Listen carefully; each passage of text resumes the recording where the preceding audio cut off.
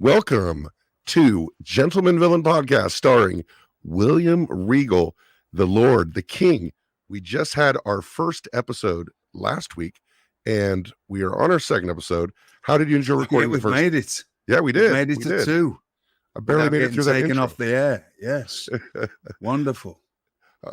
As far as recording the first podcast, getting out there, what was your experience? And we've got a background as well now. It's fantastic. We're professionals. The money being spent on this is, oh dear. You've also got a microphone this week. Thanks. Got to a Tony microphone Schiavone. that works and everything. So thanks, yes, to my dear friend Tony Schiavone. Yes. And we had our first podcast last week. And was that something that was enjoyable for you? Telling your story, your own words, yes, your own narrative, all that? Yes. That's what this is going to be. It's going to be my view of everything. And I was there or I wasn't there. And my view of it. And that's it. And the way I look at things, which is very differently from, well, everybody looks at something differently. And I'm definitely not of a pack mentality. So I don't, I find out things for myself and then I just go from there. So we'll see how this goes. Well, of course, this week we are talking about the man's man period of your career, which is going to take a much different tone and a much different story for those of you who have not heard Mr. Regal's side of it. But before we do, I want to talk about something that happened a couple weeks ago that we didn't really talk about, but it was something that kind of made news. You did I guess you called it a promo with the Blackpool Combat Club, and it was meant to be an online thing. And it did so well that they put on the TV show. It was just you talking about what the Blackpool Combat Club meant to you. And it was one of the most well-received videos I've ever seen put out by AEW. What are your thoughts on recording it and the feedback? Well, it was incredible when I watched it, and I'm not a big fan of watching my own stuff. We shot that in very short amount of time. We went to a gym in Dallas early morning, which Brian Danielson organized, and I apologize greatly because I can't remember the gentleman's name who filmed it. Giancarlo. And Giancarlo didn't do this. Okay. Giancarlo did the actual into the promo that I did, and George, the lighting guy. So we went and we filmed in early morning in a powerlifting gym, really, or a sort of a CrossFit gym with no mats, and we just wrestled and talked, and for half an hour or so, maybe more. Might have been more, might have been an hour. It went by so quick. And that was filmed, and it was just us doing, there was nothing set up. We just actually trained the way we would normally train and showing Wheeler things that I would normally show people. But, well, no, I wouldn't normally show them that. Actually, these were, I've mentioned it in commentary, there's a lot of dirty tricks and a lot of nasty, spiteful things, and we were just going through some of those and different little techniques and no sportsmanlike conduct to get finish people off very quickly, and we did that. And then at the TV, I believe that night, Giancarlo came up and said, would you like to go and do a voiceover for this? And found a place backstage, and George lit it up, and I sat down, and I thought they were just going to take little sound bites of whatever it was, and I just talked for 3 minutes, and that was it. And then after I finished, it was a one-take thing, which they ended up playing in its entirety and never touched it. So that was just me talking for the 3 minutes or whatever it was. So, and then Giancarlo asked for a couple of close-ups, which was me doing that, and a couple of just looking into the camera. it was all done and dusted in about 15 minutes, the entire thing, if that, even it, and that's including setting the lights up and everything. It was just done, and I couldn't believe the results from it. So that's great when you've got incredible, talented production people like that, and Giancarlo and George. And I'm so sorry, I can't remember the gentleman who filmed the stuff in the gym, but he works for AEW, and it'll take me a while to get used to his name. I've known the other two, John and George, for a long time, so it suited us down to the ground. I couldn't believe that it went so quickly. It was just because the whole thing with us is that it works so well. There's no playing about. There's no pretending to be anything. That's what we really are like, and that's why it just works. And we've all got the same kind of mindset, and that was it. And so if you enjoyed it, I'm glad you enjoyed it. Makes me look all kinds of butch, doesn't it? Oh dear. You know, and all kinds of, oh dear. You confirmed something that someone told me, that you did that in one take. You just talked. Yes. So I got to ask, as part of the creative process, I mean, that is a creative endeavor. And there's nobody gave us any. I just. Where does it come from? About 15 minutes before that, they said, "Oh, we'd like to film this thing." I never put the second thought into it until we sat down, and I think once they set the lights up, I believe, and I could be wrong here, but I believe Giancarlo just showed me. He just took a picture and showed it me, and I happened to notice the scar on my lip. You can see it there, but there's a scar on my lip. I can't see it when I'm looking into this now, and I forget which side is. Well, no, it's here. This is where it is, because it's my face. There's a story to this. Do you want a story? We might as well go through some stories, right? Absolutely. So is that the right place where the scar is? Yeah. I believe so. Yeah. So this would have been right before I went back onto Raw. I'd been on SmackDown in the mid-2000s, and I was going back on Raw to slowly work into being what became the King of the Ring thing.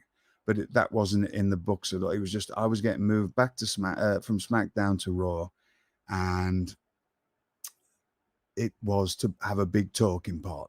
I was going to be working with Mr. McMahon, which was we always had great chemistry, and I wasn't really sure where it was going. But Brian Gewirtz, who was a great supporter and put me in some incredible opportunities and situations to make some memories and a lot of great body of work. He wanted me back on Raw. Well, 2 weeks before that, we're doing a double shot up in the Northeast, and I forget the name of the towns, but I was in a tag match with Dave Taylor, and it was against Scotty 2 Hotty and the Boogeyman. And the Boogeyman, I think the world of Marty, lovely fella. He threw what I considered in the first match a bit of a not so good punch, and I said, just scream, hit me again. So he hit me and it caught me, but it wasn't that bad. Well, we were doing a double shot that day, afternoon shot, night shot. So the nighttime, I said, look, Marty, you got to, I'd rather take a punch in the mouth than have to, put over some hokey looking thing. It's just not it's not the way I wrestle. It's not the way I was brought up to wrestle. I'm all about protecting the strength of the job, about that's an old British term, keeping the strength of the job. I said, just hit me. I said, I'll take it. It's on me. So we get in there, and finally we end up together, and he goes, bosh. And I end up with, I think it was 6 stitches or 8 stitches on the outside and 16 stitches on the inside. He was mad about it. I wasn't. I was just laughing about it because it was just, I told him to hit me. It was just one of those things. But from then onwards, until still to this day, and you'll hear it occasionally on this podcast, I'm completely numb from here down. I have no feeling in this side of my face at all. It did some nerve damage.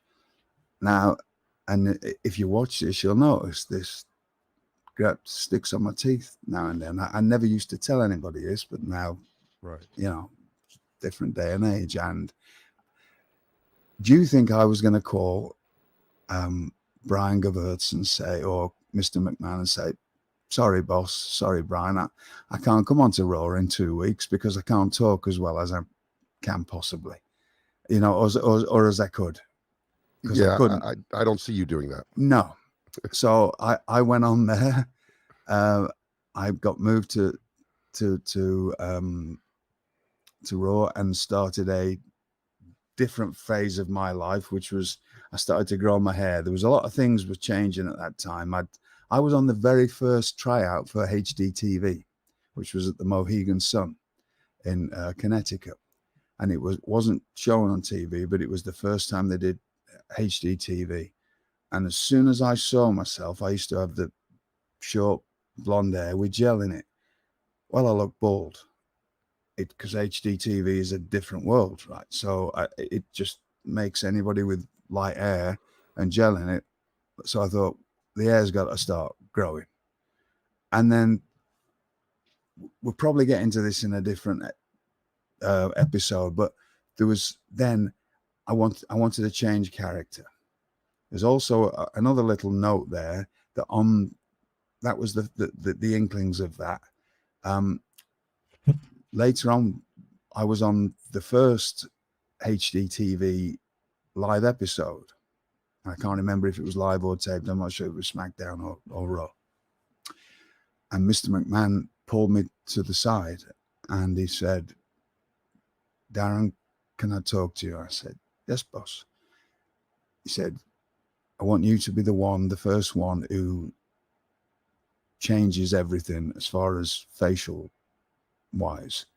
He said, because this HDTV picks up everything in a completely different world to what we're used to. You're always the one known for pulling faces and, you know, the big faces and expressions, right? Yes, and big expressions. I want you to take it the other way, which is do it as little as possible and little nostril flares and little glances. So his strategy was, because the HDTV, to be more nuanced, to be more understated, to be more nuanced, yes, to look better on camera, because the HDTV hides nothing. And he asked, and he might have asked a couple of people, but he asked me early on in that day of the first taping, I want you to do that. He said, tonight go the exact opposite of what you've normally and ever done before. And so that also, again, I think later this will go into another episode, getting towards, it took a while to grow my hair, to get the look, to get a change in look. There was a lot of things that went on. The 2 weeks later, once I started having to talk a lot, I was struggling because this really wasn't working. The lip wasn't working for you. It was just catching because there was no feeling there. Right. So every time I was trying to talk, my lip was just like hanging on my teeth. Sticking, yeah. So, and I'm going to give some of my, I don't like giving my tricks away because I believe in keeping some mystique, but I've told this story to enough extras. I'm sure it's spread around now in the last, 15 years or something. There's a couple of things. One, I won't say who, but a British comedian that I was a big fan of. He had a little mannerism that I liked. The other thing was, I was flying somewhere once. I was at Atlanta Airport, and when a flight gets cancelled, you know, if you're a traveler, there's nothing you can do. You just wait your turn. They'll tell you what flight you're on, but everybody else seems to think they're the only person in the world, and they all crowd down the desk and they're all screaming and they're all going, I've got to get there. Well, yeah, we've all got to get there. I've been that guy before. Right. And if you're a seasoned traveler, you just, you know, it is what it is, Right. right? You can be frustrated sometimes because you got to get places, but there's nothing you can do. What are you going to do? So I have seen the poor people who work behind the desks on hundreds of occasions over all these years go to pieces because people are rude and obnoxious and just horrible, thinking that this particular person can change their get a new plane for them or whatever. And I've seen certain people run away. I mean, like just leave the post because they can't handle it because there's too many people screaming. Well, this particular day, because I'm always watching, I was never on my phone when I was in an airport. I'm watching, and I still do it to this day because I watch people's mannerisms. I watch things all the time because that was the way I trained myself to be open-minded to what my character could be. I look for things. You all know it, right? You might not want to admit it, but there's times that you see people and you think, why do I want to punch them right in the mouth? Right? Or it's just one of those things, right? And I know what you mean. As a villain, as a wrestling villain, I used to, if I saw that, instantly my brain used to go, okay, what's he doing? Or what's happening here? Let me try that. Maybe it might not be now or tonight, but let me stick it in my back pocket of tricks. And usually if I was on a live event that night, I would get on the apron and I would do some kind of mannerism that I'd seen that day and look at somebody on the third row and I can tell, or look at several people, if I'm doing something annoying, just a little annoying thing with my hand or just a little snarl or whatever, see if it gets a reaction out of them. Okay, that works. And sometimes I'd try it because we used to have so many live events. Sometimes I'd try it, and if only works 3 out of 10 times, then right. But I'd keep it in the back pocket. Sure. Well, this particular day, I know this is a long story, but that's everything with me. So you better get used to it if you want to listen to this. Keep me on track, Matt.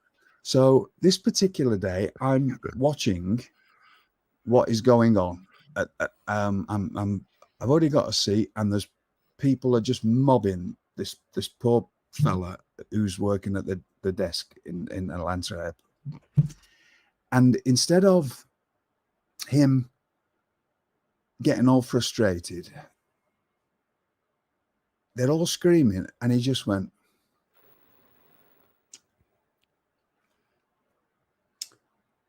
and just carried on.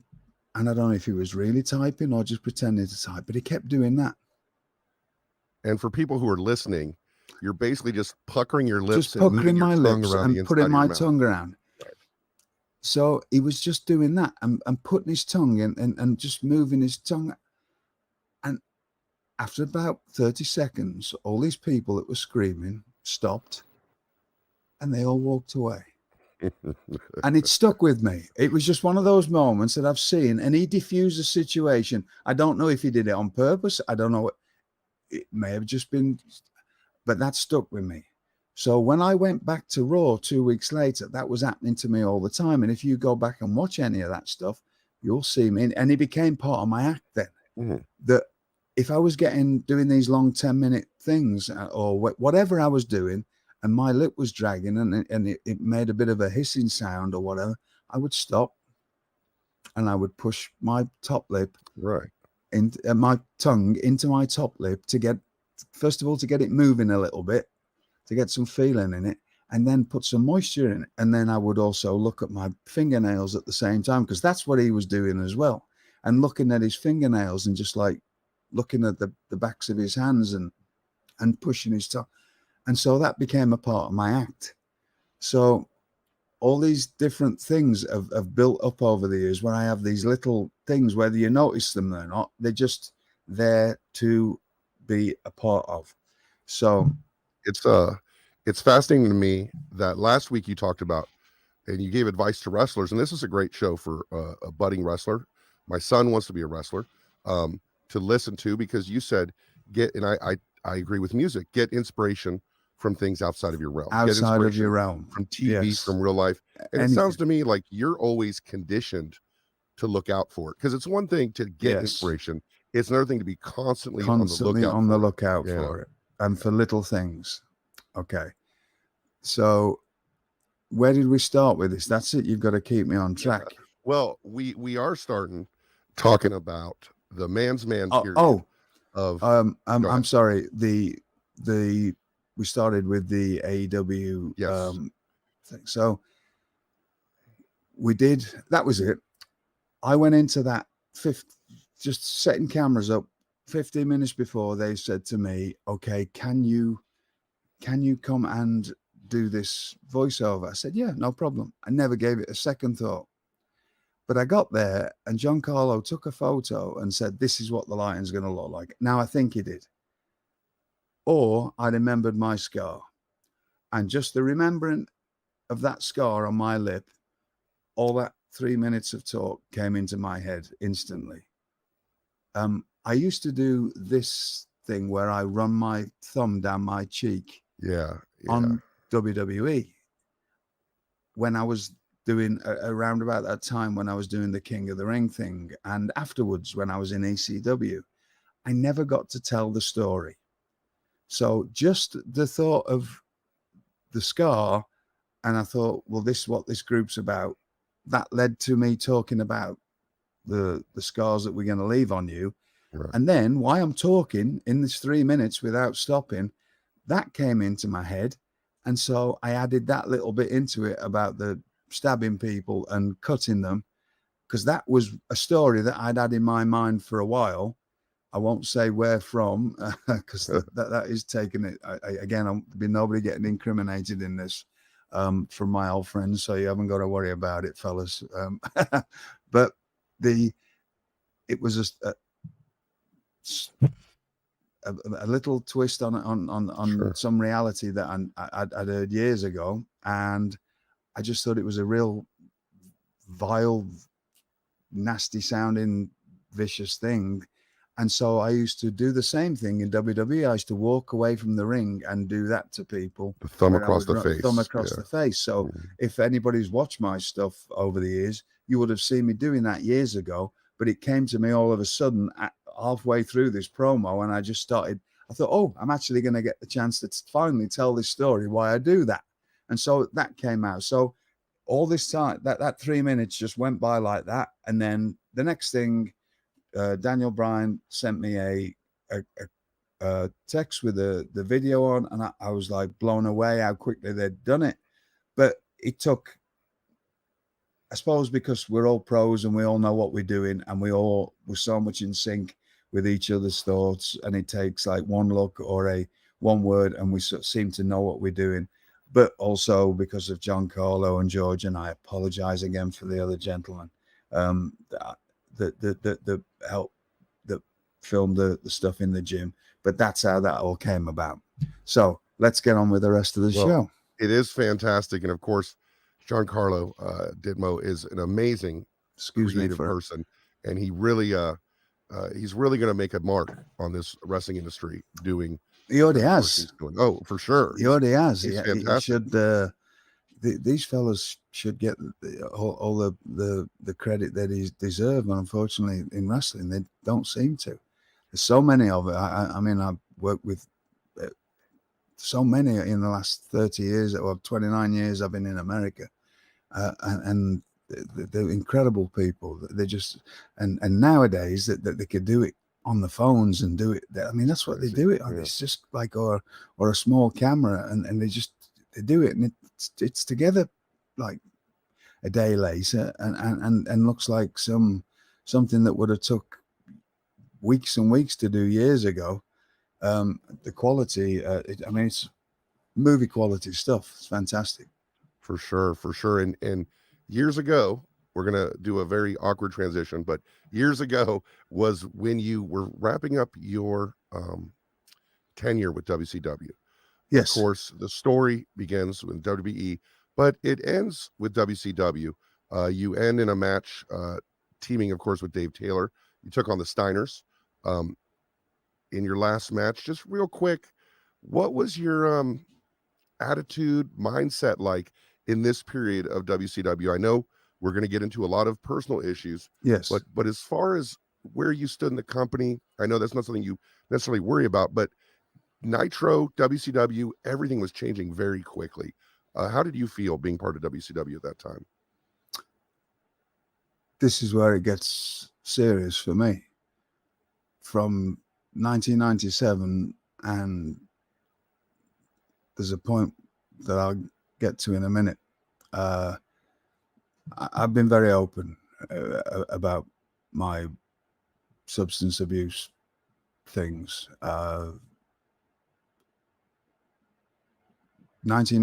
From a certain point in 1997 through 1998, I was, off the rails completely.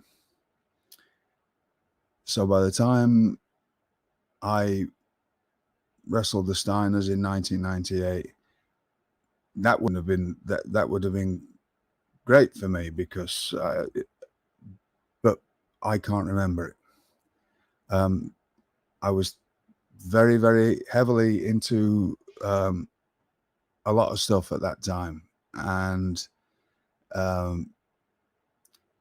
taking a lot of pain pills and a lot of muscle relaxers, and mixing it with a lot of other stuff. At that point when I was in WCW, and I should have been fired, right? They should have fired me before that. So that particular time, I tried to clean up. In 1997, we found out off a Chris Jericho podcast lately, I was wrestling with a broken neck since 1993, September of 1993.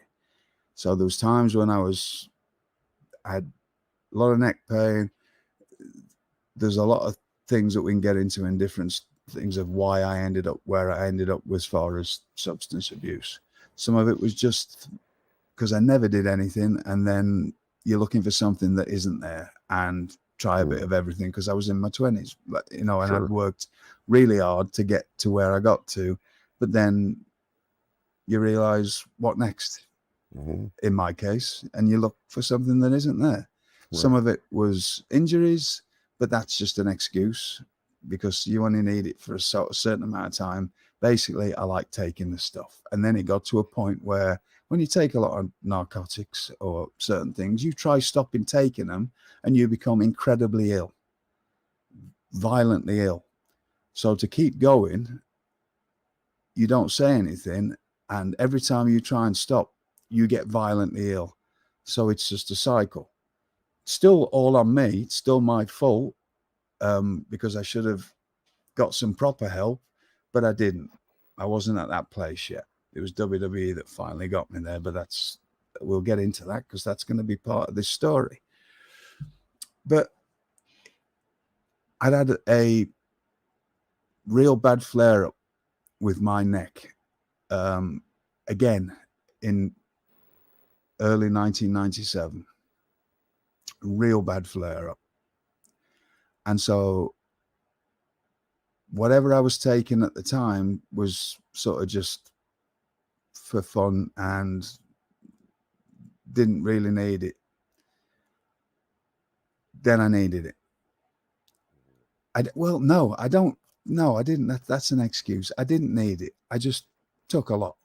It made you feel good. It made you. It just took everything away. Yeah. Because the days of me enjoying that, taking that stuff, the days of me enjoying it, of taking stuff when it made me feel good, were long gone. It was just taking lots of amounts of it to try to get that feeling again, which never comes after a while. But also then, on top of that, my neck was in serious bad way. I'd had a really great wrestling year in 1996. I think one of my best wrestling years. I'd been all over the world, and I was the wrestler going all over the world then. I was wrestling in WCW. I was wrestling in New Japan regularly. WCW will let me go to Europe. I did wrestle in England. I wrestled in Germany. I was doing a lot of stuff. I was working with, Sting that year, Great American Bash. was on TV all the time. And your career was completely on the upswing at that time. On the upswing. Really big time. Everything was bigger than the last thing. Well, it's a reality, but it was still, I was going through different body, as wrestlers do. And that was a lot of it was just, this is what wrestlers, you're going to be in pain. You're going to be whatever. I was doing whatever I was doing at the time. But there was times when I wasn't. And it was more for, I like the feeling. Even like 97, there's an incident that happened. Was it 97? 97. There's an incident that happened on an aeroplane, which has been blown out of proportion of what actually happened. I got on a plane in Tokyo, should have landed in Detroit to do Nitro. I took some pills. I went to the toilet. The door was one of those old kind of fashioned planes with a concertina door. Right. I'd stood there and my foot was stopping the door shutting. I hadn't locked the door. And a stewardess came behind me, said, "Excuse me, sir." I turned around, and nothing funny or clever about it. I peed on the lady's foot. Oh my goodness. They landed the plane. I woke up in the jail cell in Alaska. I wasn't the only person on that plane. I wasn't the reason that they landed that plane. There was a paparazzi guy in the back who flipped out and started punching people, was the reason they landed that. And they just threw me off and threw another. I won't say again, I'm not going to incriminate anyone, right. But they threw a couple of other wrestlers off because they were doing things as well. And they don't know, they were like me, that they won't have any idea what they were doing. But I do know what they were doing because WCW investigated this. And I found out what they were doing, but they got away with it. I didn't. As soon as this went to court, this lady said, no, he wasn't doing anything malicious. It was just a drunken incident that happens. So if you don't know and you think you know, which is what a lot of people just, it's a long time ago. I didn't go to Japan anymore. It wasn't because New Japan didn't want me. It was because WCW had the trade deal with them and they stopped sending me. Because when I saw in 1999 that was still happening, I happened to see Ricky Choshu, who was the booker for New Japan, and he said, "Where have you been?" Because I was getting used very well. He didn't know. Nor did I think they care, to be honest. Right. The Japanese have a different culture about drinking and whatever else, right? It was just they expected wrestlers to be like that. It was just part of, long as you could go out and have again, they didn't know that I'd gone through all this other stuff. They just knew that they said that, and he told me that day, he said, and Tiger Hattori told me, he said, they just stopped. They told us you couldn't come. And then the next thing, you're in WWF at the time. Oh, and then so I started talking to them then, this is 1999, about going back there. So I was ready to, once WCW let me go, I thought, I'll just go back to Japan now, because I'd already talked to them recently and they were asking about me and wanted me to go back there again because I was always in very good terms with everybody there. So, but then WWE offered me, again, 1997 come round and I don't know how my neck ended up getting bad, but if you look, you can, if you see any of my early stuff from then onwards, I started getting heavier and heavier and I couldn't train. So I was never a body person, but I always did lots of squats and push-ups and whatever. The neck was really bothering me. You'll have to look the dates up of this, but there is a match on pay-per-view of myself against Prince Iaukea. I think it may be around about the May of that year. So I'm having a lot of problems with my neck. I'm taking far more drugs than I should do as an excuse to take the pain away. but it really isn't. It is an excuse, but it isn't. I didn't need to be taken as much as I was, but I was. Okay. That particular day, you might be able to look this up because it's as we speak it. It was a pay-per-view and I was wrestling Prince IK for the Spring Stampede 97. Spring Stampede. So what month was that, please? 97, probably April, maybe? April, okay. That particular day, I hadn't taken anything. I got up early and in the car gone to the gym because we had to be at the building for 2:00 for the pay-per-view. In the car with me was Chris Benoit and Nacy Solomon. We went to the gym. We left the gym, and as we are coming off the ramp to where our hotel is to get showered, to get back to the building at 2, I'm at the stop sign, and I look in the mirror, and I can see a car barreling at ridiculous speed up behind me, and I can't do anything because I'm at a stop sign and there's cars crossing. And Chris is sat next to me and Nancy's in the back, and I'm like trying not to freak them out, but I can see this car's going to hit us. There's no way because I can't go anywhere. Right. There was a car at the side of me. There's a car. There was You're like going to get rear-ended for sure. I'm going to get rear-ended. Yeah. This car hit me. I have no idea what speed, or hit us and flipped. How I don't know. It must have hit us that hard, but it flipped onto the grass verge. It flipped my car 3 times, and it was actually my car. So I think it was in Tupelo or something like that. The reason being, the pay-per-view was there. I could drive from Atlanta. The next day was, I believe, Nashville, and then I could drive home. Right. So, anytime you had got to get on a plane, it was just a nice thing at that because you're always flying. And the car flips 3 times. We're upside down on the roof. The only thing that saved me and all of us was I was in a Ford Explorer. The roof was crushed against my head.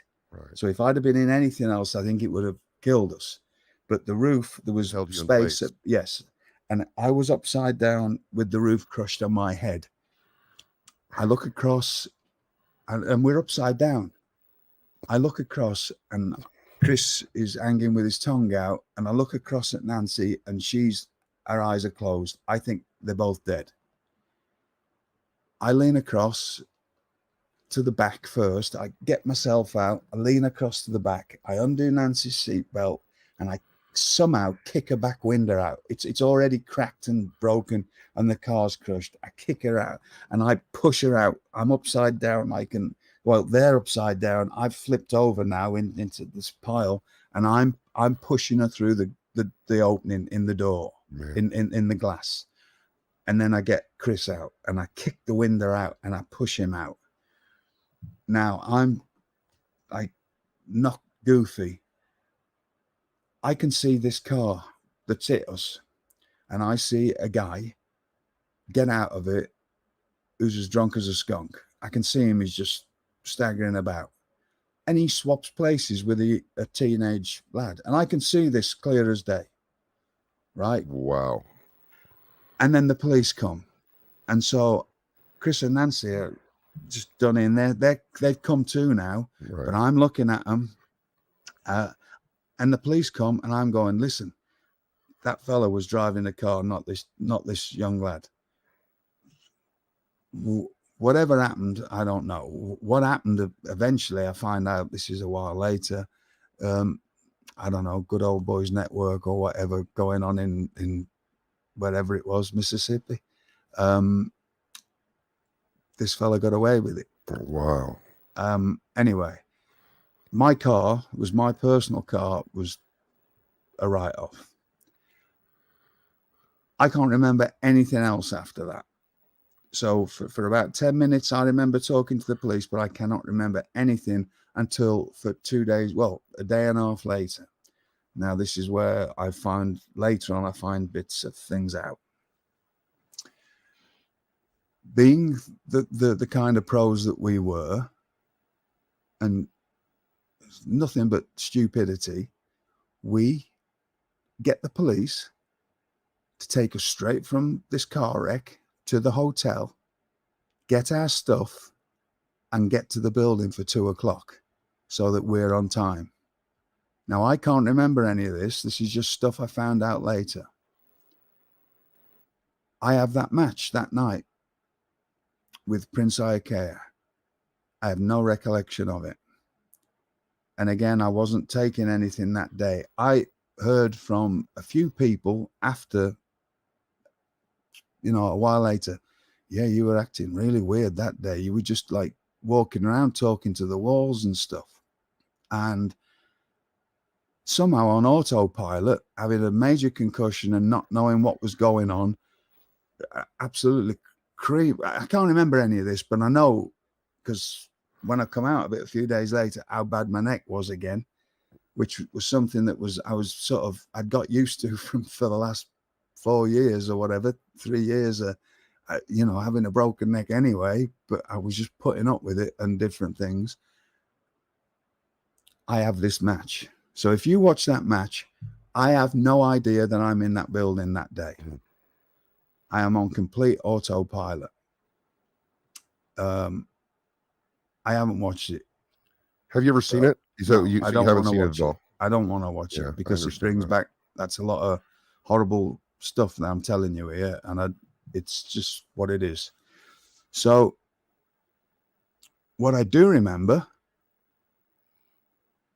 was on early hours of Tuesday morning, late Monday night, me coming to, sort of sat in a limo, and I won't say sat across from who, but somebody else who lived not far from me, somebody who I would never hang around with. And they were doing a lot of all kinds of stuff. And I sat there like all I can remember is having a car wreck and remembering and I'm just sat there, but I'm looking at this person doing all kinds of stuff. And I thought to myself, is that what I'm like? Is that what I'm doing with my life? And it was a moment of clarity. Yes. Yeah. And I thought, no more. And I went home and I decided to quit cold turkey right then after having this accident and not knowing or certainly nobody treating me for a concussion. And so the next 7 weeks I went through all kinds. Now I've got just come out of a car wreck with a concussion, wrecked my neck again, really wrecked it now. I mean, whatever damage there was before, this car wreck had really done it in. And I'm still going to work. I'm still doing whatever dates I had to do for WCW. I'm sure there's people that will have records of that. And for the next 7 weeks.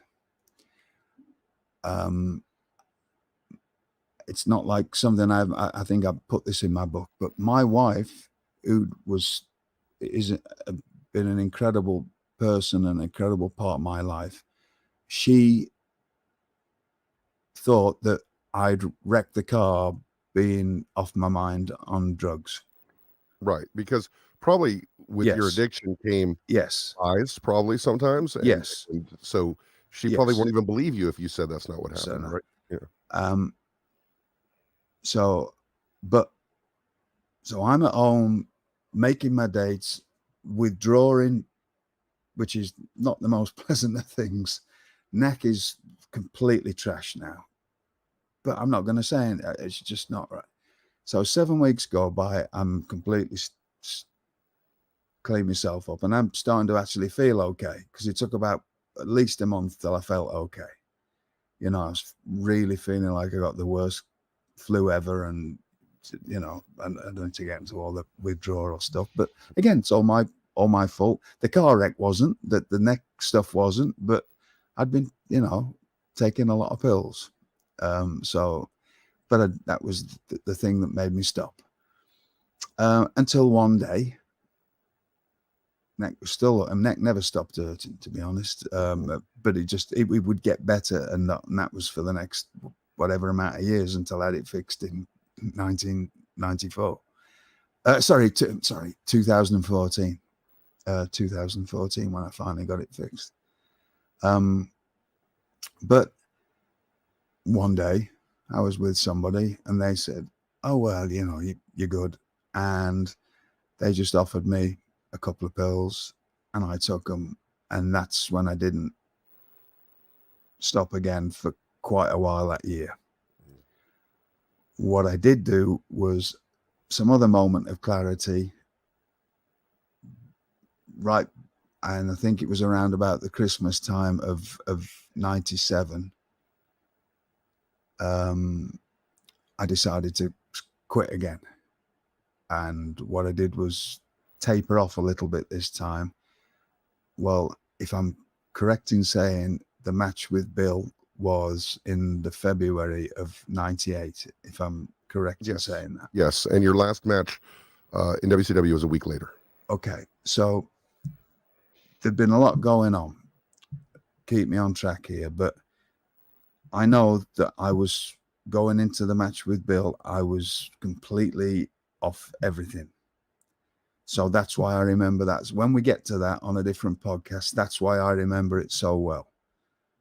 And I never, and again, between now and then, if you want to go on, you can find enough versions of me telling the same story, and it never changed. The only thing that's changed is me, I've got the dates mixed up at certain times. Because I thought, again, there's a lot going on in my head, right? But I thought it was before I got let go, quite a bit before that was a long time ago. Then I found out, somebody put me right. No, it wasn't. It was just okay. Memory's a funny thing, Yeah. Memory's a funny thing for all and of us. A lot of things I was, Sure. So from then onwards, that I'd cleaned up before the Bill. Over the Christmas of 97, I cleaned myself up again. So when you hear about this, I always say there's like 18 months when I was off the rails. There's times when I wasn't, but also I was majorly struggling with my neck and everything else that went with it. So I wasn't training. I looked terrible. I've never been a body guy, whatever, but there's times, and we'll find out later, there's with heart problems and all kinds, when I used to hold a lot of fluid and there's all kinds of stuff, different stuff. But my neck was a constant problem for a long time. It sort of somehow got better again by about 1999. And then I hurt it a bit in like beginning of 2001. And there's different things, but they're just minor things. And the actual drug stuff was through then. I know this is going to come up. There was times when I was trying in that entire time to stop. Knew that I had a problem and stop, and did stop. One of those times, which is why when we finally get to talking about this, which is the Bill Goldberg match, I remember very, very well, because for 7 weeks prior to that, I had gone cold turkey on all the drugs. And so I remember that night very well.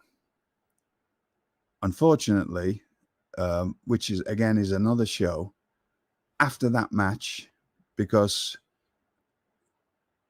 I'll say this much, I did as I was told by the person in charge of that match. This has all got twisted. Bill's got a different views. The Goldberg match. Yes, sir. I felt like I got thrown under the bus by the producer in charge of it. That's his story to tell. I have told this story again. This is going to be another podcast. I have told this story. You can find this the same story from me over and over and over again, and it never changes. And I have yet to name that person.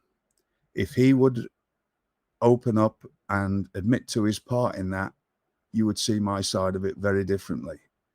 Because I spoke to him recently and said, look, do you think it's about time that you actually own, it's not owning up to it, but you said that you were part of this story, because I've never dropped your name in it, because that's the kind of person I am. I take things on the chin, right? I got fired from WCW a week after, the night of the Bill Goldberg situation, because I wasn't mad at Bill in any way. I wasn't mad at Eric in any way. I was mad at the person who was the producer who didn't own up to his bit of it.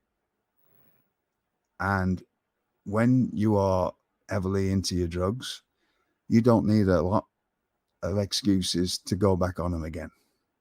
So I'd been off them for a while, and I was so frustrated that night, because as I came out from the match with Bill,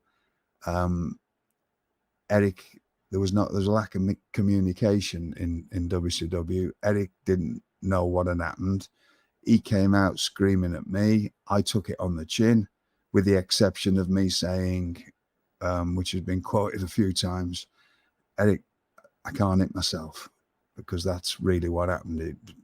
But again, it's a different story for a different time. I just took it on the chin.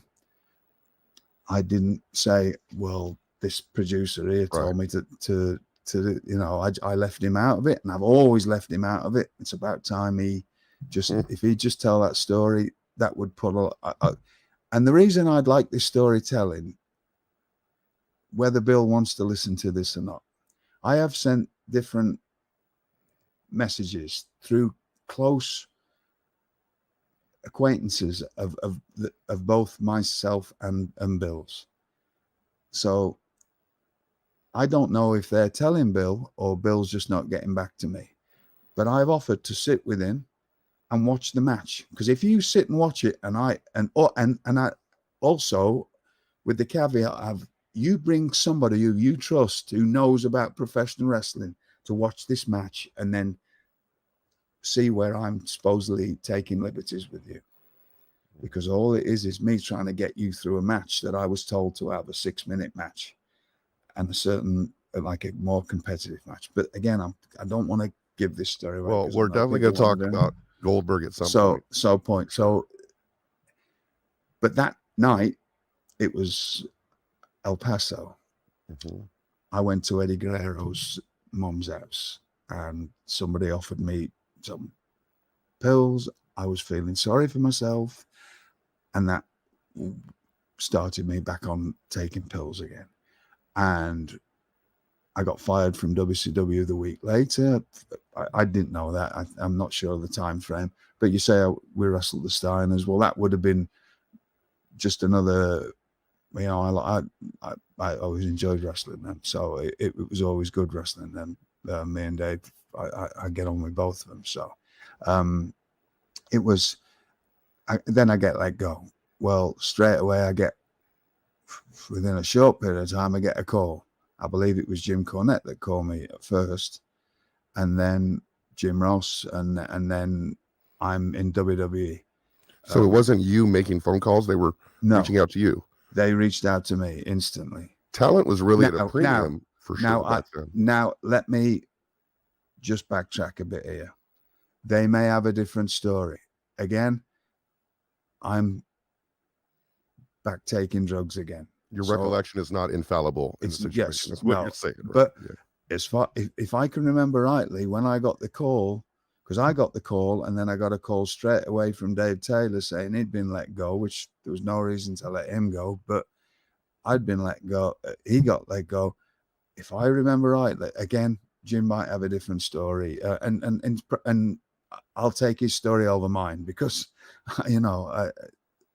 again, like I say, from a week or 10 days before that, whenever that Bill Goldberg incident happened, I'd gone back on the pills again and gone at it hammer and tongue. So my recollections of this are vague. But I think I'm pretty sure that it was Jim that called me first. Then, Jim Cornette. But it could have been me calling him. I don't know. And it could have been, and then Jim Ross. You might have some information there that might shed light on this. And then I ended up I do remember having a conversation with Bruce Pritchard. Another thing that happened around about this time, a bit through my lovely wife again, she managed to get me pretty much cut off from every avenue that I was getting pills from. But I was still not ready to stop that. So I couldn't get, there was stuff coming. I was getting stuff from different doctors, which was a lot easier to do. And in those days, she put a stop to that. And also when you're in that situation, you can be quite resourceful, right? You can be resourceful, but I didn't really need to, because other people would give me the odd, give me some, but also there was the Renewtrient.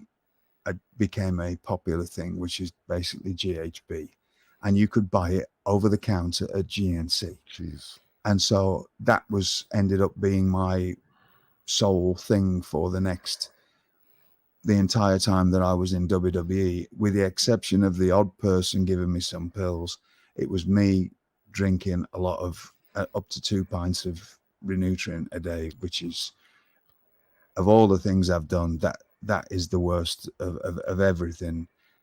And it didn't, that's not just in the world that I was in. I don't need to go into it, but there was a lot of people I knew in my other world, which is back in Britain, in good, like, proper doormen who were stand-up fellas who were all like, right, you could trust them with anything.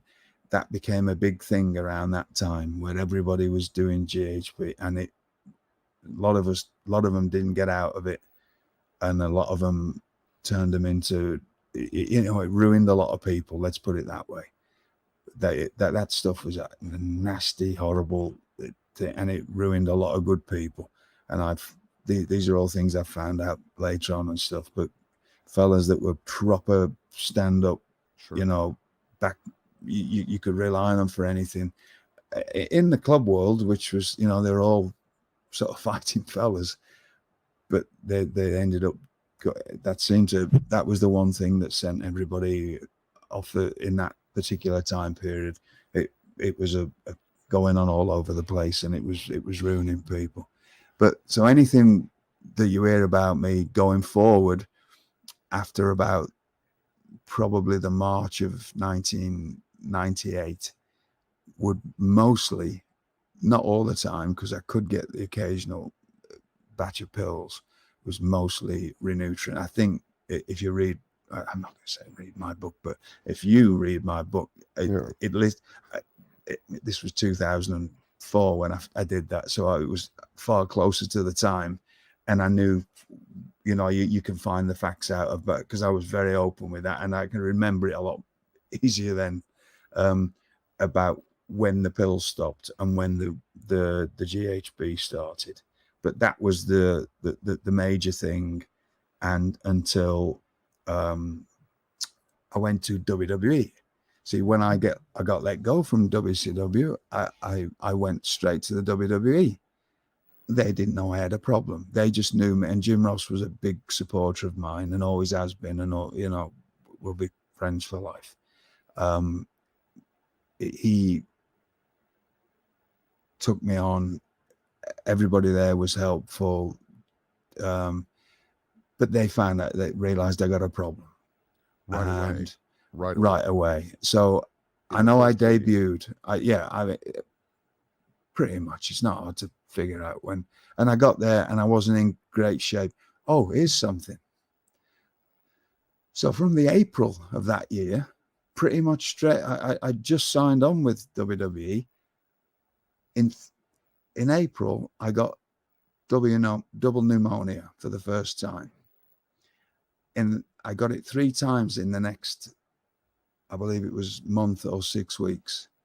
I remember waking up on my birthday on the 10th of May, 1998. I sat up in bed, coughed, and blood splattered against the bedroom wall. And I was in hospital for a week each time. So as soon as I got signed up, because my system was so worn down at the time, I started getting sick. I got double pneumonia 3 times in a row. And also, that was the first time that was the only time I got, I think it was on the 3rd time of the double pneumonia. Now, again, I could have this a little wrong. You might want to look, or one of the people who research for this show might want to look through my book. I have it, again, because I was closer to the time then. I think it might have been the 2nd or 3rd time that I had, and I was in hospital for a week. That's when I first contracted pericarditis. It was the only time I contracted pericarditis. Pericarditis is the inflammation of the sac that your heart is in. That's what played into me having a major heart issue in 2018 and spending 8 weeks in hospital. It all started back then. It all started back in 1998, in April or May of that year. You were just catching all the breaks in 98. Yeah, well, no, it's all my fault. All that's to blame. Everything that this is all me. It's my fault. I did it all to myself. There's nobody else to blame. You can, if you want to look at it, I had a bad neck, and yeah, but that's wrestling. You know, I mean, I should have got the neck sorted out, but I didn't. I didn't tell anybody, so that was stupid. It's all down to me. The pills, the drugs, that's all down to me.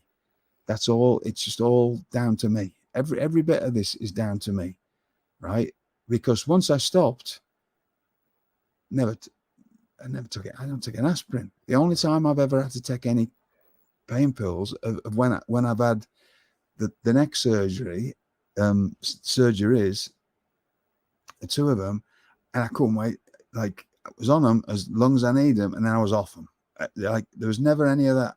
Always, me worrying about staying on too long. No, I got off them because I didn't like being on them. And I used to think, why did I like this?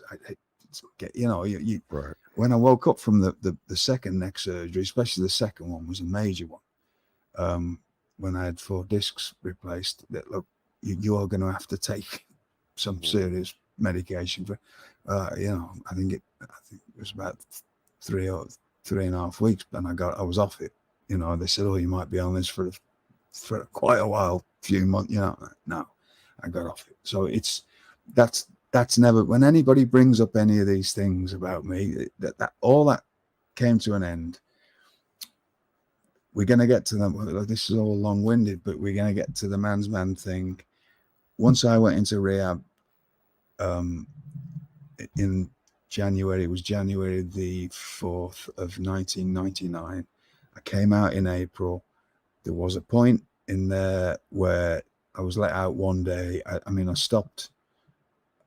I didn't take anything from the 2nd of January 1999, and there was one day when I was in there about a month before I was supposed to leave in April.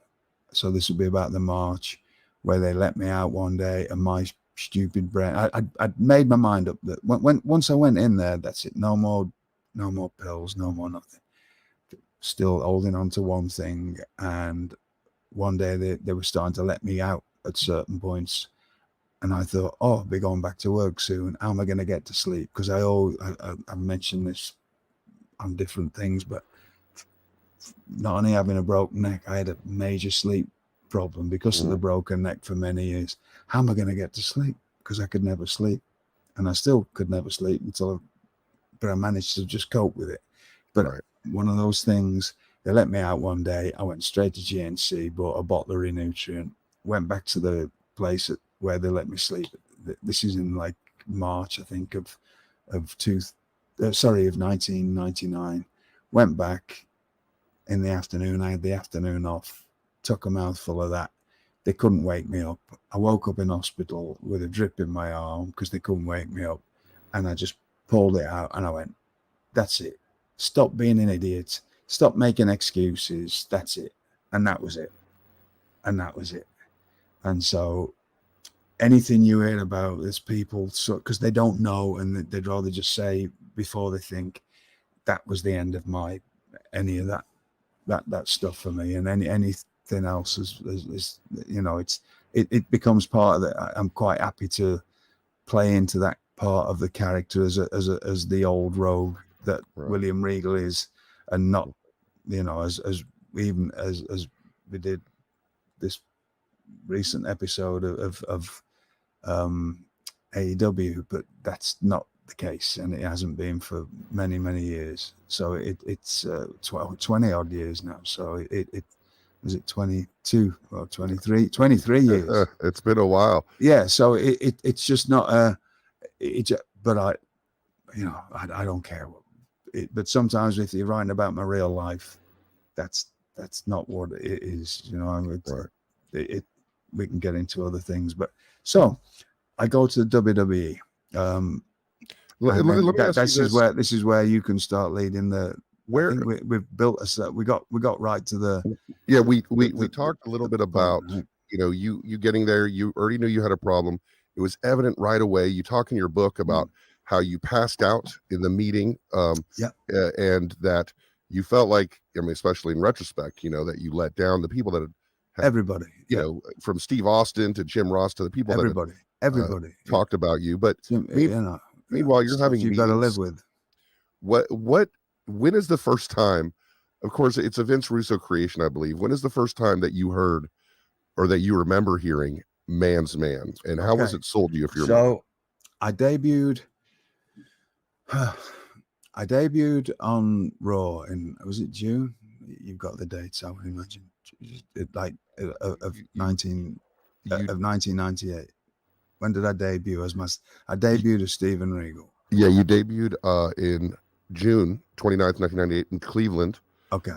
You weren't anything except Steve Regal. You had your robe, you had your mannerisms. Yep. You came out. You definitely did not look like you were in your peak shape. I just, and then this again, all my fault. There's no, this is on me, nobody else. Yeah. I just spent like a couple of months having a week in hospital each time with double pneumonia, right? So I was in no shape. I shouldn't have been no shape for anything. Could barely breathe. You know, I was struggling, right? And I had this major substance problem. So I wasn't in any shape. I can't remember much about that. I know that it's not hard to, you know, I wasn't, doesn't matter what I'm doing, or I'm not stupid. Well, I will tell you. Far from that. So I know that I knew that I wasn't right, but I also knew that people knew that, you know, I knew that people knew that, and I tried to sort of get through it, but I knew I wasn't right. And then so they asked me to go to, they used to run a camp in Stamford. Dory Funk Jr. was running it, and I went, and there was a lot of people there at the time, but I went to Tom basically to get in shape. Right. The Funkin' Dojo. Yes. And then, so I was doing that, but I was using Renewtrient the whole time I was there, and still getting a few, you know, the odd pill and whatever else. But one of the times that I was there, now you said, and it's true, it only lasted for about 5 weeks. 5 weeks, yeah. It started with you attacking X-Pac during a match he had with Steve Blackman, and ends a few months later. Just a question: did it like end of it? As far as I know, it was like 5 weeks, wasn't it? Or something. I'm sorry. About 5 weeks later. Yeah. But I think, even though I do remember the time, the night that I was sorry, I believe it was San Diego. I I should have been on with Al Snow. And Jack Lanza came in to me and said, sorry, people are complaining that they don't want to work with you.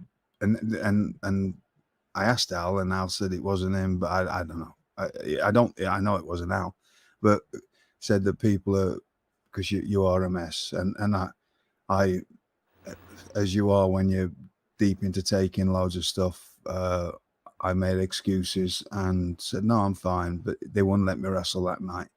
And that was the last thing. What actually happened was we went back. I went back from there, and it was around Thanksgiving time. I went for a 2-week assessment period at Talbot Recovery Center here in Atlanta. They suggested that I stay there keep there for 4 months. I'd already booked to go home for Christmas that year. I wished I'd have stayed there. I'm not going to say I wish, because it's no good wishing your life away. It's stuff you can't change, but I should have stayed in. I didn't. I came home. I went back to England for 2 weeks for Christmas. Some horrible things, just ridiculous. I knew I was going back into rehab in the beginning of January of 1999. I took a ridiculous amount of drugs, and to my everlasting shame, just wasn't, I might have been there physically, but I certainly not good father stuff, as far as me just being passed out in a chair for 2 weeks, and to the point of, and this is awful on my wonderful wife, but going out several times, but being so off my mind on drugs, forgetting to get her a Christmas present. And that's something I've,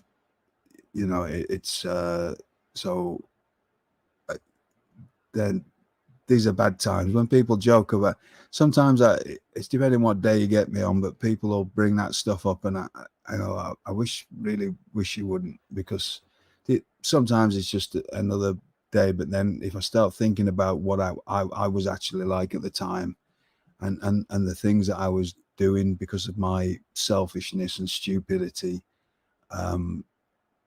it's not a nice place to put myself in, because I need to keep of a positive mindset to get through life and to help, because is what I do. Is a lot of things I do is listening to other people's problems and helping other people in my line of work. That's one of the things that makes me me. And I've put that bit of my life behind me 20 odd years ago, and 23 years ago. And it's just, I say I've got no regrets, and the reason I say I've got no regrets, because I think it's very easy, if you have regrets, or if you live in the past. I have this, I've heard this saying. I didn't come up with it, but it struck a chord with me. I read this years ago. If you live in the past, you die every day. And I try not to go back into those places, because, it was a horrible. Not for me. It was a horrible time for my family. None of them should have had to been around me and seen me be like that. And that was all my stupidity and selfishness and all. And it was just awful. Once I went into rehab, I came out in April. There was a point in there where I was let out one day. I stopped. I didn't take anything from the 2nd of January 1999, and there was one day when I was in there about a month before I was supposed to leave in April. So this would be about the March, where they let me out one day, and my stupid brain, I'd made my mind up that once I went in there, that's it. No more pills, no more nothing.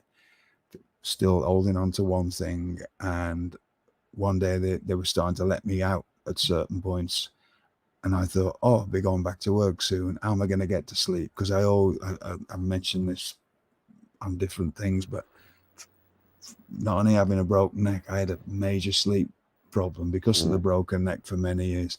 How am I going to get to sleep? Because I could never sleep.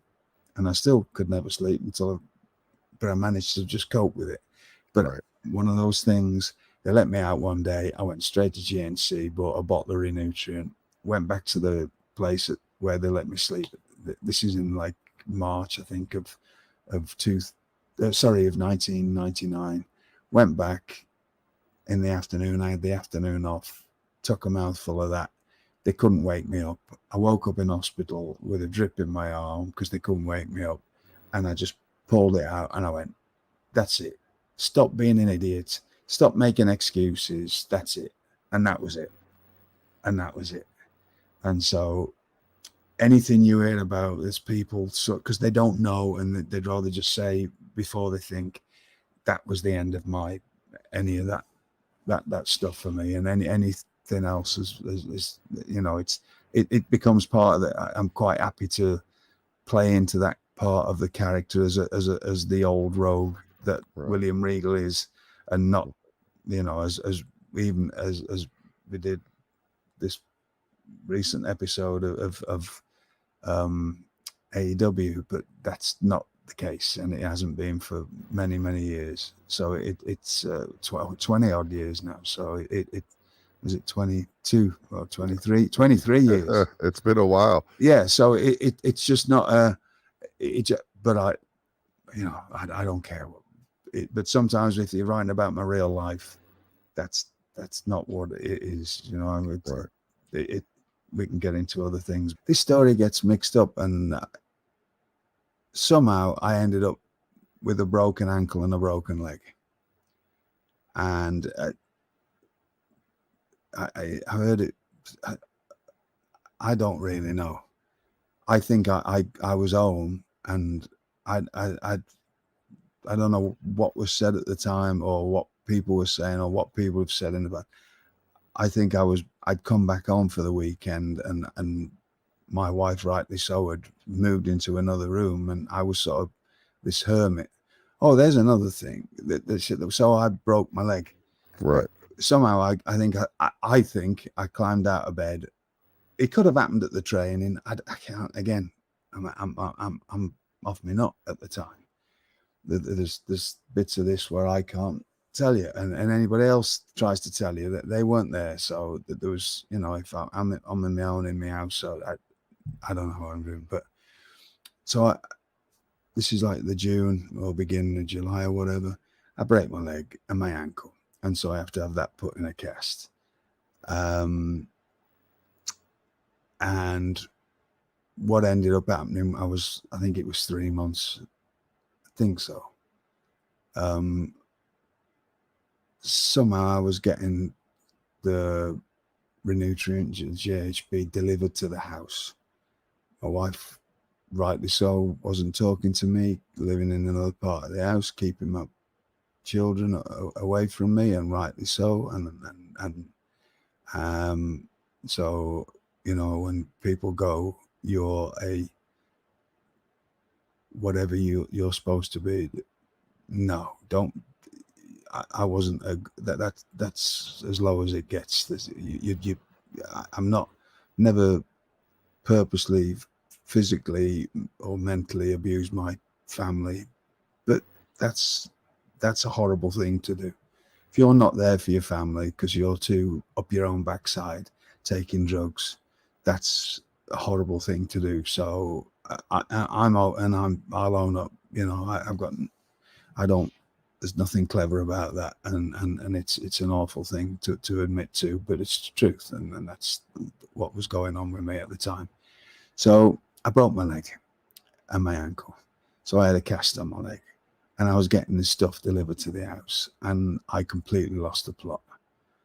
I was getting this stuff, drinking it, passing out for about 20 minutes, waking up, absolute insanity. Some of the stuff that I remember, like writing, sitting there with a notepad, and basically in these moments, working out putting the worlds to rights, and having all these like, it's simple.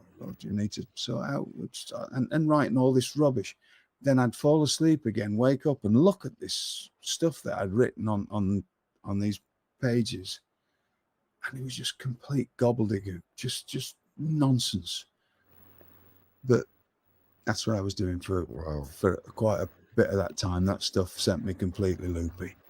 Eventually the cast comes off. I get a call from Mr. McMahon. Mr. McMahon says, we've got an idea. And I just say yes. And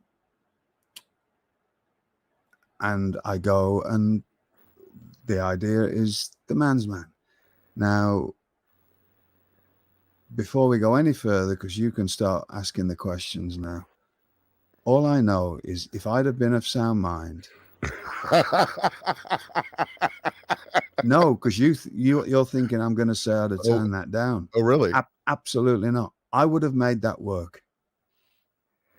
I would have absolutely made that work, because for some reason that was only the entirety of that episode of my life lasted 5 weeks, and yet more people bring that up, and it always gets brought up.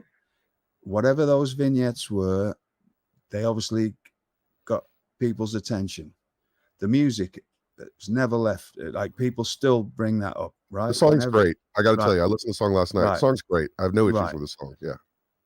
And what I have done is I have watched those vignettes, and they're quite entertaining.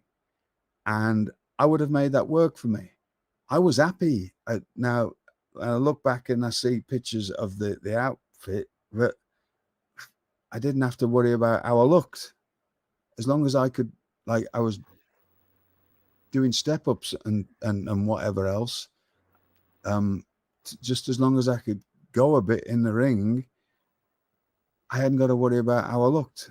As far as, you know, physically, the body issue wasn't a thing. I would have made that work without doubt, right? And now, once I'd earned their trust, if I'd have been of sound mind, I would have made that work as well as I could have done. And over time, that would have morphed into other things. Because even, you know, I wasn't good, you know, it's obviously I wasn't good at the time. But I could still, if I'd have been of sound mind and have been of decent ability, I'd have made that work easily, because I can do comedy, I can talk, I can be physical with my work. I would have made that work, and I would have made it work well, and it would have become something, and then it would have morphed, like everything would have morphed into me being something else. So that's it. There's no other anything else I'm happy to answer, but I would have, it doesn't matter whose idea it was, where it came from, what the idea was behind it, whether there's some other person's agenda as to why I was doing it. It doesn't matter. It doesn't matter to me, because I would have made that work if I wasn't in the state that I was in. And it wasn't just it was definitely a mental state, a psychological state, but also a physical state. Like, you really couldn't carry through that character the way you would have been able to do a couple years previous. No, I couldn't. I wasn't. I had no right being in a ring. I had no right being around. You know, that's the thing that follows me around a bit. Is everybody talks about how professional I was. Well, I wasn't professional for that time. I was everything but a professional then. After the car wreck not after the car wreck, 7 weeks after the car wreck in 1997, once I started back on taking drugs again, I wasn't a good professional for the next, till 1999. Till whenever I went back to WCW in 1999, I wasn't a good professional. I was the furthest thing away from that. So, that I was in no fit state. I shouldn't have been allowed near the ring. I shouldn't have been doing it. But if I would have been fine and I would have been not doing the stuff I was doing, I would have made that work. That simple. There's a couple things that come to mind. Watching you on the documentary series on Peacock, WWE documentary series, Breaking Ground, when you're giving advice to young wrestlers, and even singing a little snippet of Sami Zayn talking about when he came to WWE, that he didn't want to take the mask off, but just go with it, make it work. And I've seen you give that advice as well. It seemed like just make it work. You carried that experience to your coaching days too. I've always believed that if you just try to make it work, give it your best, there's 99% chance it'll work to a degree. If you go in there with the wrong attitude or, I don't want to do this, not going to work. It's not going to work. But if you just win the pro wrestling business, if you want to be a real tough guy and go and do something else, go and do MMA, go to try and get to the Olympics, right? This job's full of, people like that. And they don't want to, you've just got to embrace whatever you're given. You haven't got to. You can bluff your way through pretending to be this or pretending to be that. I have none of that, right? I've got nothing to prove to anybody. I know the business I'm in. I've understood it from a teenage, age, from different when I was 15. But once I started full time when I was 16, the promoter I worked for gave me a serious talk. When he realized I wasn't leaving, just always remember the job you're in. You're going to come in it with nothing. You're going to leave it with nothing because there was no money in those days. You're going to be crippled up. And always remember it's a completely crooked business. Are you still in? Yes, please. So I've been under no illusions. I don't get these. I don't get a lot of this people going on about this or that. If you don't like it, nobody forces a gun to your head to do this job. Mm-hmm. You pick to be a wrestler. If you haven't figured out that there's all these things that come with it, maybe might not be for you. Might not be for you. Right. If you think you're going to get wrapped up in cotton wool, probably not for you. If you don't like flying, not for you. If you don't like driving, not for you. If you think you're going to get 8 hours sleep, it's not for you. If you think you're going to get your own way and win every day, it's not for you. If you want to, just if you understand the job you're in, yes, you can get. Can be a grind and it's frustrating, but that's all lines of work. But you choose to be in this job, you've got to try and do that. Well, you should try and make the most of it. Otherwise, get out of it. Do something else, because there's a lot easier things to do than being in a wrestling job. So and there's a load of people that would just do anything to get in this. I met people and I felt so sorry for them, because I young lads that when I was younger, I just remember this one lad used to come and hang around at the fairground where I used to wrestle, and just a poor lad. He wanted this just as much as I did, but he wasn't built for being a wrestler. He had 1/4 to 3 feet. He had big, thick bifocal glasses on. He wasn't made for this. He couldn't, especially in those days. It was a different game. You know what I mean? And I used to feel really bad for him. I'm fortunate. I'm fortunate that I can do the job that I want to do. So it's always, that's the outlook that I have on this. It's and anything that's come bad in is because I've caused that. So everybody's got their own way of looking at this. That's how I get through this. That's how I keep an open mind to it. I'm doing the job. I've never had to do a job since I left school that I didn't like. Right? I've done this. I've worked in a few nightclubs. It's a beautiful thing, though. I've bought and sold a few stolen VCR machines and whatever when I was younger.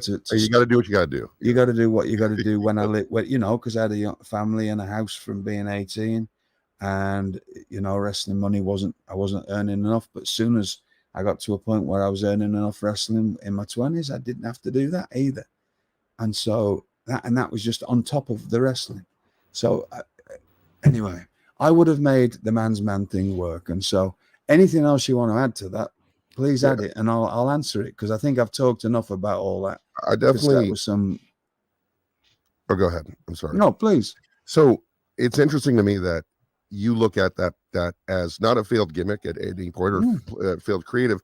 You look at it as if it wasn't you and you were looking from the outside, you would be saying, wow, that was that performer's inability at that time and place, for whatever reason, to really see that vision through. I don't know about if I'd say, I know it was this performer. Right. Me. It was my inability to perform that. Right. If you'd have given that to the wrong kind of person, then it's one of the skills to this is knowing what you. Very few people have a good grasp on knowing what they really are. I'm fortunate with that. I know what I can, and I know what I can't do. I know what I'm not good at. I could have made that work. So if you'd have given that to somebody who absolutely couldn't have made it work, then it would have been the wrong thing to do. Sure. But, and I'm sure there's all kinds of people with all kinds of stories that might think I was getting that, because, you know, that's why I stay out of this wrestling world and just dip my toe in to find out a basic idea of what's going on, and then I find out for myself if I need to, because there'll be somebody who'll probably say, "Oh, I don't know Vince Russo. I've met him a couple of times in my life, right? He was there when I was doing that. I can't remember it. I did a poor job. So he's got, whatever his deal is, he's got a poor idea of me. He came to WCW. I don't blame him. I was there then, and he didn't know that I was good, and whatever. He'd had whatever experience he'd had of me in WWE or WWF at the time. So I don't blame him not wanting to use me. And that's another story, you know, like he wouldn't, once he came in and I went back to WCW, thankfully Eric Bischoff was very kind and offered me a job back. Once he'd heard I'd come out of rehab, and I went back. A lot of people forget that I went back for a while. Vince Russo came in the September of 1999, and he didn't use me, but Jimmy Hart did. Jimmy Hart put me on all the Jimmy Hart ran the Saturday night tapings. Well, that was always my show before Nitro or anything, you know. That was what I started on. So Nitro was just something else. I like Saturday night at 6:05 was my show. That was how I used to. That was what I made my name on as Lord Steven. That was like the spot for me. I was always happy being on that. Well, Jimmy Hart put me on that quite a bit. In that, if you go back and look in '99, and he was using me, and then it come round to the February of 2000, and I get a call from JJ Dillon, and JJ said, "Look, I'm sorry, Steve. He said the company line is we're paying you too much for the amount of jobs you're doing." I said, "You don't have to say anything, JJ. You were nice enough to give me a job. You know, when last year you didn't need to. I understand the job. I completely understand business, right? You don't have to tell me." I knew I was fine then. I knew the drugs, all that was all gone. So I knew I'd get a job somewhere. I'd go back to Japan, because I was going to, even like when WCW let me go in 2000, sorry. This is when I went back to WCW. JJ called me, Vince Russo said, you know, he doesn't want to use you. Right, it's his business, right? I don't blame him, because he only had a bad experience of me in WWF. But Jimmy Hart was using me. Time was up, and then that was the one I didn't want to call WWE. This is 2000 now. Sorry, yeah, it is 2000. This is February of 2000. JJ said, sorry, Darren. Oh, sorry, Steve. He used to call me.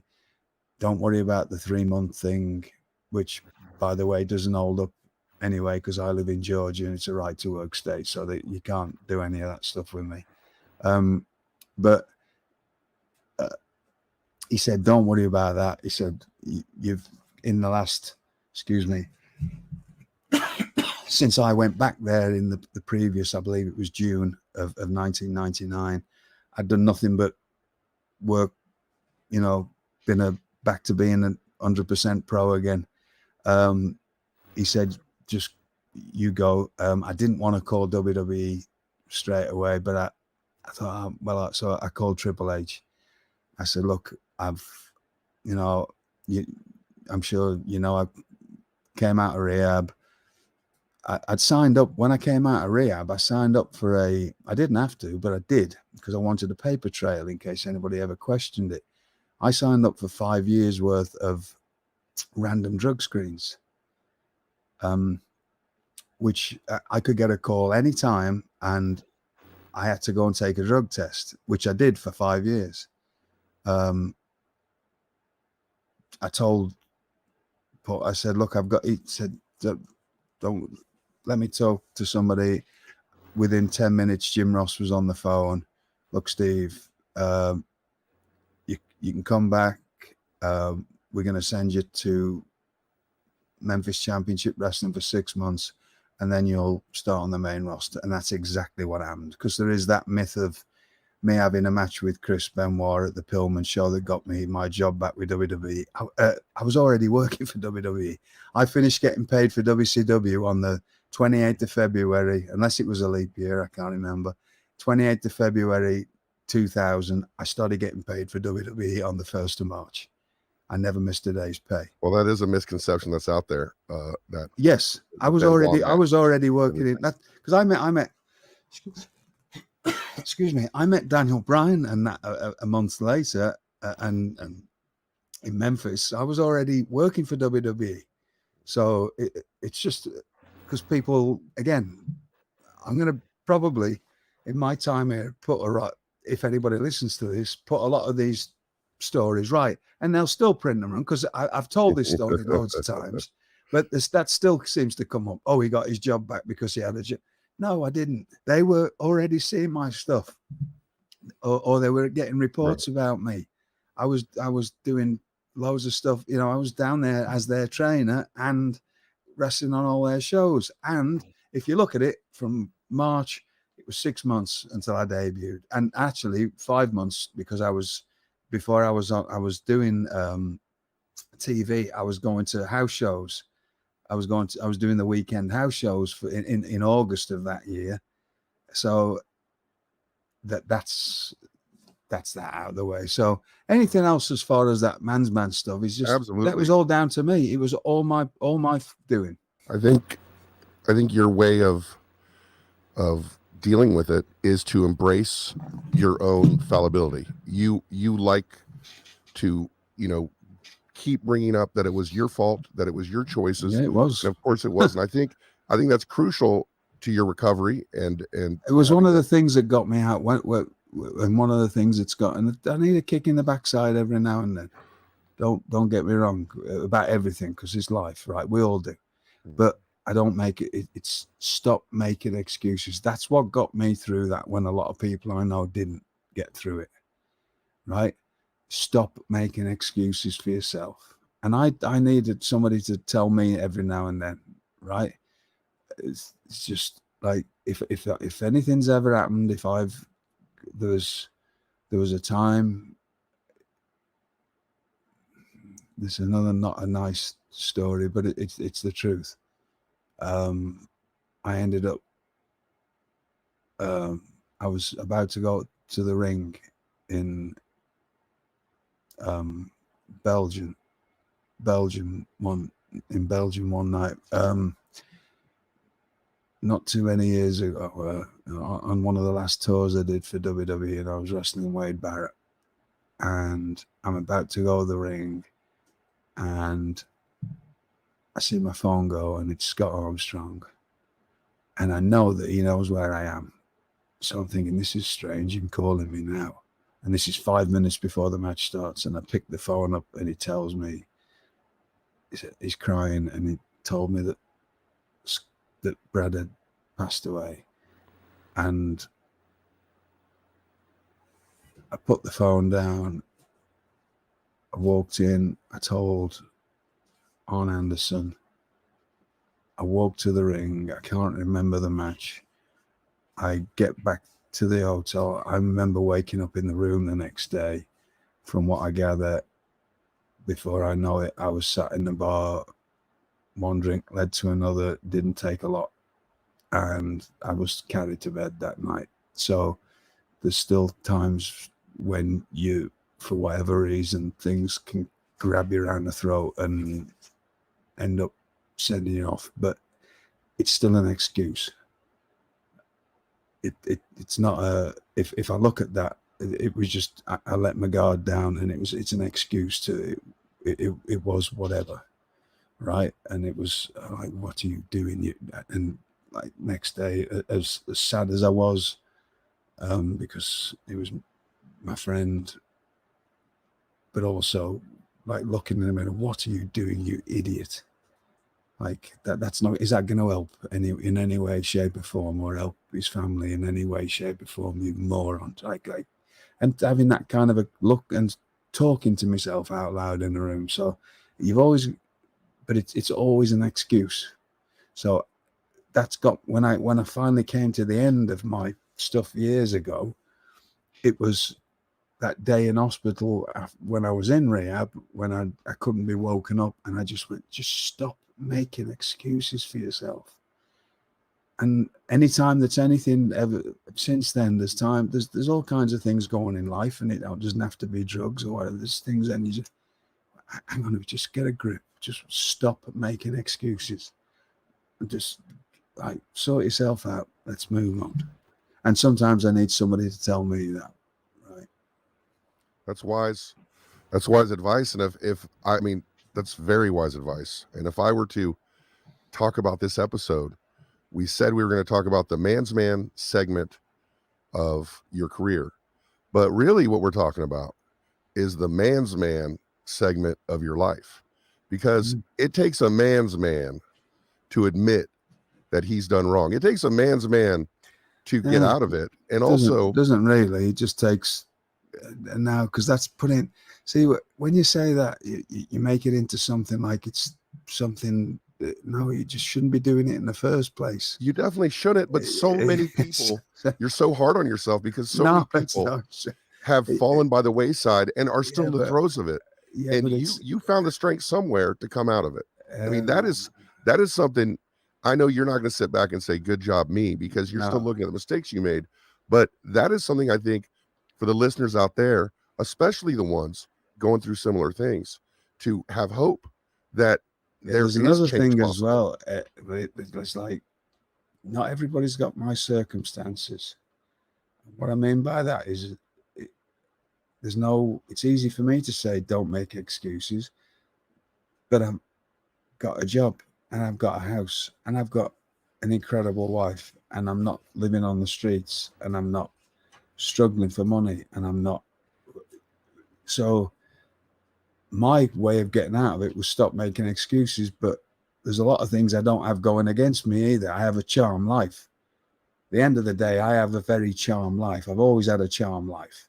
No matter what I've gone through, I live a charm life because I do the job I like to do, and I get paid for it, and I've done okay out of it, and I've done more than okay. I mean, it's been an exceptionally good life.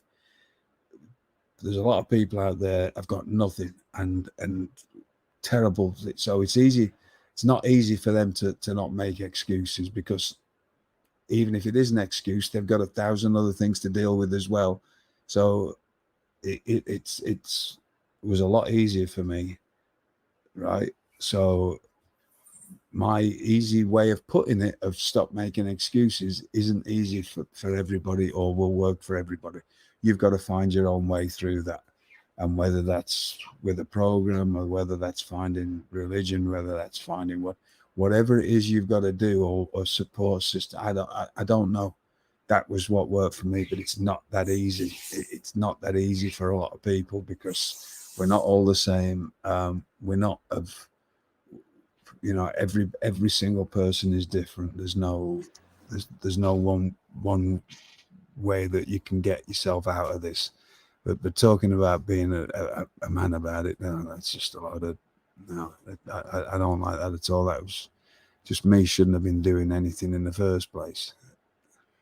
Well, that is I think the healthiest mindset for you to have. I think that's the mindset that you need to have pulled out of it. And I think it's something that maybe people out there listening can get inspiration from. And if I'm listening to our director, which is your lizards in the back, I think that's going to bring us. Yeah, that's them trying to get out to the close of this episode. It's 5 weeks of your life, 5 weeks of your career, crucial for your life, and also kind of fun to look back on as far as the gimmick and the song and all that. When you look back on those at that time, just as part of your career, is that something you look back fondly on? I don't even think about it. Yeah. But it's just there constantly because somebody will mention it, or there'll be, if I just walk around an arena and I see a hard hat, I mean, it's just there in my life. There used to be a time whenever ever I called Titan Towers for whatever reason and was put on hold because I called the reception and the lady put me on hold before she put me through. That music seemed to be playing constantly. And I was like, is this a wind up? Because it's just one of those things, right? But whatever Jim Johnson needs, that for something that lasted 5 weeks, that has made a complete, I mean, it's stood the test of time, hasn't it? And it's followed me around. So, but I'd be happy if I never had to think about it or see it or hear it ever again. Well, what, we'll do you that favor and we'll stop right now. Guys, we hope you're enjoying the Gentleman Villain podcast with William Regal. As you hear, it's a little different. It's definitely deep. It's definitely real. And we hope you go ahead and follow us on Twitter. Make sure to follow William Regal at Real King Regal, or me, Matt Kuhn, at Matt Kuhn Music. And we will see you here next week on the Gentleman Villain podcast with William Regal. Thank you for listening.